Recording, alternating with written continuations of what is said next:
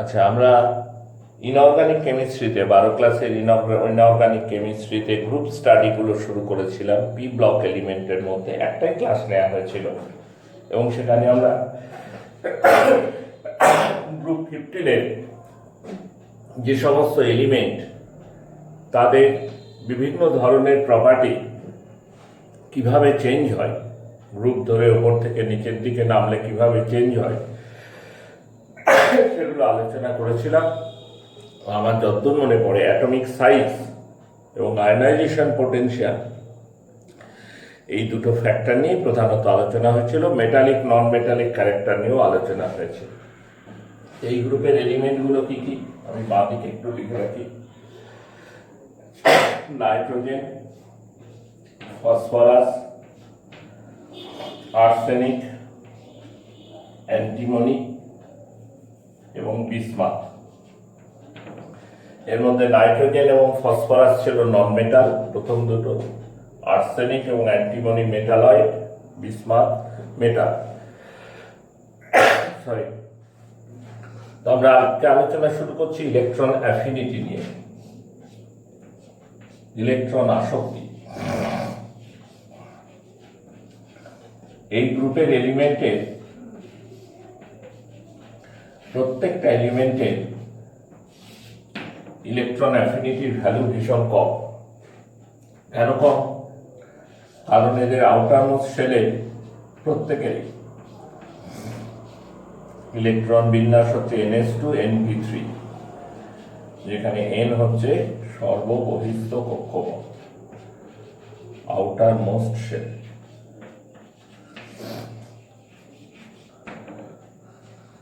তাহলে আউটারমোস্ট শেলে কি আছে? হাফ ফিল্ড পি অরবিটাল আছে। হাফ ফিল্ড পি অরবিটাল থাকার জন্য কনফিগারেশনটা স্টেবল। যদি আবার বাইরে থেকে ইলেকট্রন নিতে চায়, তাহলে তার ইলেকট্রনিক এই যে বিন্যাসের যে স্থায়িত্ব, স্টেবিলিটি, সেই স্টেবিলিটিটাই নষ্ট হয়ে যাবে। সেই জন্য বাইরে থেকে ইলেকট্রন নিতে চায় না, চট করে ইলেকট্রন অ্যাকসেপ্ট করতে চায় না। কেন? এদের ইলেকট্রন অ্যাফিনিটির মান খুব কম হয়। আর জেনারেলি আমরা 11 ক্লাসে পিরিয়ডিক টেবিলের আলোচনায় দেখেছি, একটা গ্রুপ ধরে যত উপর দিকে নিচের দিকে যাওয়া যায় তত ইলেকট্রন অ্যাফিনিটির মান কমে। কেন ইলেকট্রন অ্যাফিনিটির মান কমে? তার কারণ অ্যাটমগুলো সাইজে বড় হয়। সাইজে বড় হলে নিউক্লিয়াস থেকে আউটারমোস্ট শেলের দূরত্ব বেড়ে যায়। দূরত্ব বেড়ে গেলে পরে সেই ইলেকট্রনগুলোর ওপর নিউক্লিয়াসের ফোর্স অফ অ্যাট্রাকশন কমে যায়। তাই বাইরে থেকে কোনো ইলেকট্রন প্রবেশ করানোটা কঠিন হয়ে পড়ে। তাহলে আমি যদি একটা গ্রুপ ধরে ওপর থেকে নিচের দিকে নামি, তাহলে ইলেকট্রন অ্যাফিনিটি ভ্যালু ডিক্রিজ করবে। তাহলে প্রথম ধারণাটা তোমরা নিয়ে রাখো যে সাধারণভাবে এদের ইলেকট্রন অ্যাফিনিটি কম, কারণ এদের ইলেকট্রন বিন্যাস যথেষ্ট স্থায়ী। এরা আর ইলেকট্রন নিয়ে সেই স্টেবিলিটিটাকে আর নষ্ট করতে দিতে চায় না, সেজন্য ইলেকট্রন নেয় না। ইলেকট্রন নেয় না বলে এদের ইলেকট্রন অ্যাফিনিটি ভ্যালু এমনিতেই কম। তারপরে আবার সাধারণ রুল অনুযায়ী গ্রুপ ধরে যত তুমি ওপর থেকে নিচের দিকে যাবে, if you go down in a group, the value of electron affinity decreases, electron অ্যাফিনিটির মান কমবে। সেই নিয়মটা এখানেও প্রযোজ্য।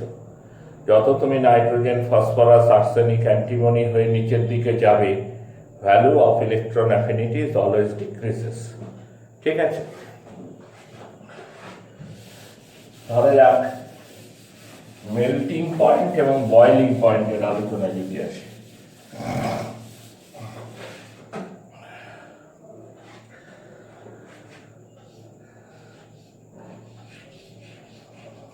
মেল্টিং পয়েন্ট বাংলায় বলে গলনাঙ্ক, আর বয়েলিং পয়েন্ট বাংলায় বলে স্ফুটনাঙ্ক।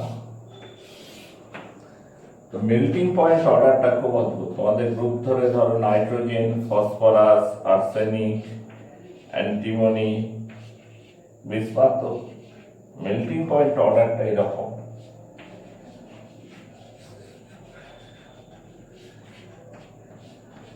Melting point order. এই অর্ডারগুলো একটু মনে রাখার চেষ্টা করবে, এর পিছনে কারণগুলো তোমাদের খুব একটা লিখতে দেয় না। ওপর থেকে নিচে নামলে জেনারেলি বাড়ার কথা, কিন্তু এখানে একটু ব্যতিক্রম আছে, এখানে ম্যাক্সিমাম মেল্টিং পয়েন্ট হয় আর্সেনিকের।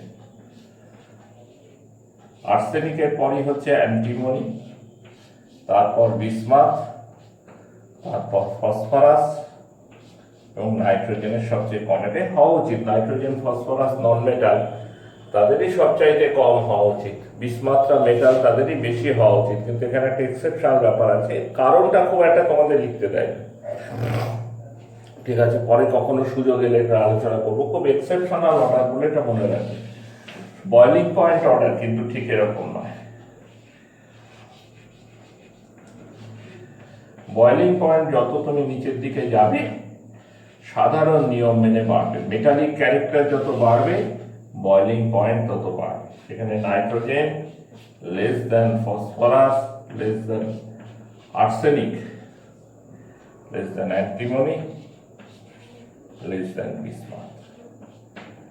একদম জেনারেল রুল, যেমন যে উপর থেকে নিচের দিকে নামলে মেটালিক প্রপার্টি বাড়ে। স্ফুটনাঙ্ক মানে কি, বয়লিং পয়েন্ট মানে কি, তুমি লিকুইড থেকে গ্যাসে নিয়ে যাচ্ছ, একটা ফেজ চেঞ্জ।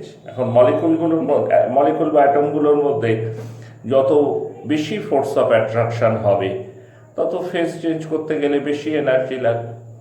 মেটালিক বন্ড অনেক বেশি শক্তিশালী নন মেটালিক বন্ডের চাইতে, সেই জন্য মেটালিক বন্ডের শক্তিশালী হওয়ার জন্য তোমার ফেজ চেঞ্জ করতে গেলে বেশি এনার্জি লাগে।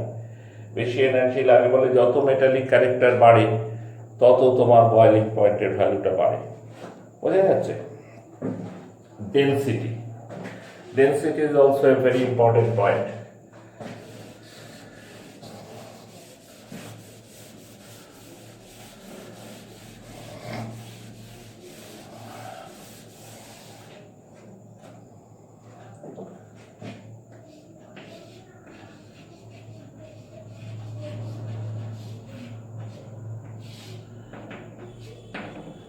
Density is also a very important point. এবং গ্রুপ ধরে ওপর থেকে নিচের দিকে নামলে ডেন্সিটি সবসময় বাড়ে।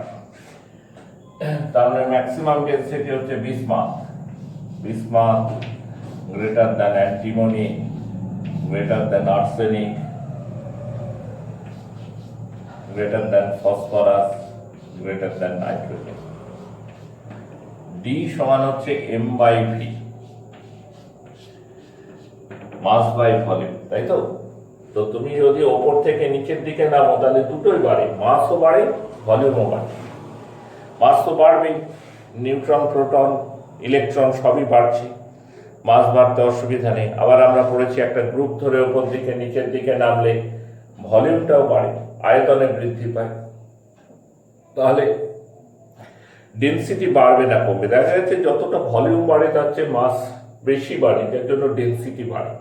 যে কোনো গ্রুপেরই এটা একটা সাধারণ বৈশিষ্ট্য, সেটা যদি গ্রুপ 15 বলে না, এরপর যখন গ্রুপ 16 গ্রুপ 17 পড়বে তখন দেখবে সেখানেও যত তুমি গ্রুপ ধরে ওপর থেকে নিচের দিকে নামছো তোমার ডেন্সিটি ভ্যালু তত বাড়ছে, আর কি ডেন্সিটি তত বৃদ্ধি পাচ্ছে।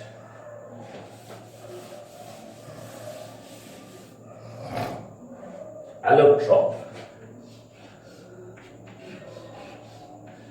অ্যালোট্রপের বাংলা হচ্ছে বহুরূপতা।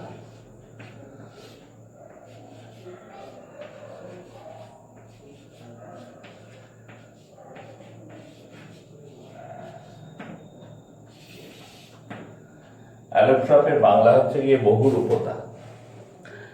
এখন নাইট্রোজেন এবং বিসমাথ, ফার্স্ট আর লাস্ট এলিমেন্ট, নাইট্রোজেন আর bismuth have no allotrope. Allotrope কাকে বলে আগে একটু বলে নে আপনার।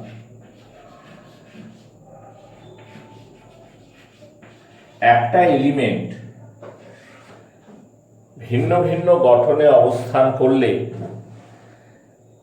তাদেরকে পরস্পরের অ্যালোট্রপ বলে। কার্বন যেমন ধরো, কয়লাও কার্বন, হিরেও কার্বন, দুটোর গঠনে আকাশ পাতাল তফাৎ, রং একদম ডিফারেন্ট, স্ট্রাকচারাল ডিফারেন্স আছে, কিন্তু দুটোই কার্বন। কয়লাকেও বাতাসে পড়লে কার্বন ডাই অক্সাইড হবে, ডায়মন্ডকেও বাতাসে পোড়ালে কার্বন ডাইঅক্সাইড হবে। সুতরাং কার্বন দুটোই, সে নিয়ে কোনো সমস্যা নেই। কিন্তু সেই কার্বন কখনো কয়লার রূপে থাকে, কখনো গ্যাস কার্বন হিসেবে থাকে, কখনো ডায়মন্ড হিসাবে থাকে, কখনো গ্রাফাইট হিসাবে থাকে। এগুলো হচ্ছে অ্যালোট্রপ বলি আমরা। রূপভেদ বাংলায় বলে, একই মৌল ভিন্ন ভিন্ন ভৌত অবস্থায় অবস্থান করে, কিন্তু তাদের রাসায়নিক ধর্ম অভিন্ন হয়। Same element having different physical state but their chemical property is always the same. তাদের রাসায়নিক ধর্ম সবসময় এক হবে, ফিজিক্যাল প্রপার্টি আলাদা হতে পারে। তো এই গ্রুপের যে সমস্ত মৌল, এই গ্রুপের মৌল কি কি আবার মনে করিয়ে দিই, nitrogen, phosphorus, arsenic, antimony, bismuth. এর মধ্যে ফার্স্ট আর লাস্ট এলিমেন্টের কোনো অ্যালোট্রপি নেই, কিন্তু বাকি তিনটের আছে। বিশেষ করে ফসফরাসের অনেক রকম allotropic form, white phosphorus, red phosphorus, black phosphorus, এরকম স্কারলেট ফসফরাস, এই তিনটে প্রধান আর কি। আর্সেনিক অ্যান্টিমনিরও গ্রে আর ইয়েলো বলে দুটো রূপভেদ পাওয়া যায়। both having two allotropic form.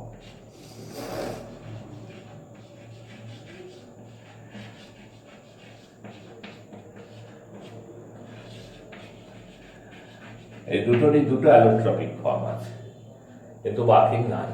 আমরা যখন কম্পাউন্ড পড়ব, একদম শেষে গিয়ে গ্রুপ কেমিস্ট্রির পরে কিছু কিছু ইন্ডিভিজুয়াল কম্পাউন্ড এলিমেন্ট তার কম্পাউন্ড পড়তে হয়, তখন ফসফরাসের এই হোয়াইট এবং রেড ফসফরাসের প্রপার্টির আলোচনা আমরা করব।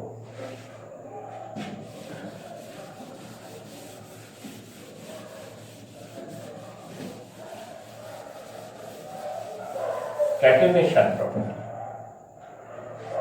ক্যাটেনেশন প্রপার্টি তোমরা কার্বনের পড়েছো, ক্লাস 10-এই পড়েছো, যে বহু সংখ্যক এলিমেন্ট, কারো কার্বন অ্যাটম পরপর পরপর পরপর যুক্ত হয়ে থাকতে পারে, হাজার হাজার কম্পাউন্ড থাকতে পারে। এত যে বিপুল সংখ্যক অর্গানিক কম্পাউন্ডস, তার মূলে কিন্তু এই বিষয়টা রয়েছে। কি বিষয় রয়েছে? যে অনেক অনেক কার্বন, একটা কার্বন দিয়েও যেমন অর্গানিক কম্পাউন্ড হয়, দুটো দিয়েও হয়, তিনটে দিয়েও হয়, তেমনি 1000 কার্বন দিয়ে হয়, 1500 কার্বন দিয়ে হয়, 2000 কার্বন দিয়ে হয়। এই যে ইউনিক প্রপার্টি কার্বনের, যে single bond, double bond, triple bond, যে কোনো রকম বন্ড দিয়েই পরস্পর জোড়া থাকতে পারে, এটাকে কার্বনের ক্যাটেনেশন প্রপার্টি বলে। তো ক্যাটেনেশন প্রপার্টি এই গ্রুপের এলিমেন্টগুলোর একেবারে নেই আমি তা বলবো না, কিন্তু খুব বেশি নয়। নাইট্রোজেন যেমন, নাইট্রোজেন, 3টে নাইট্রোজেন পরপর যুক্ত থাকতে পারে। আমরা বলি অ্যাজাইডাইন, অ্যাজাইডাইন N3-, 3টে নাইট্রোজেন পরস্পর যুক্ত আছে। তাহলে এখানে একটা ক্যাটেনেশন প্রপার্টি শো করে। ফসফরাসের কিছু ক্যাটেনেশন প্রপার্টি আছে, কিন্তু ওভারঅল ধরতে গেলে ক্যাটেনেশন প্রপার্টিটা এই গ্রুপের মৌলের ক্ষেত্রে খুব ইম্পর্টেন্ট কিছু নয়, এবং অবশ্যই কার্বনের থেকে প্রত্যেকেই কম, সিলিকনের চাইতেও কম ক্যাটেনেশন প্রপার্টি শো করে। তো এই হলো সাধারণভাবে আমাদের কিছু ফিজিক্যাল প্রপার্টি নিয়ে আলোচনা, যে আগের দিন শুরু করেছিলাম আমরা। আজকে আমরা এখানে শেষ করছি আজকে আলোচনা। আমাদের পরবর্তী ক্লাসে আমরা ধীরে ধীরে বিভিন্ন ধরনের কম্পাউন্ডস, যৌগ নিয়ে আলোচনার মধ্যে ঢুকব। ঠিক আছে, আজকে এই ক্লাস এই পর্যন্তই।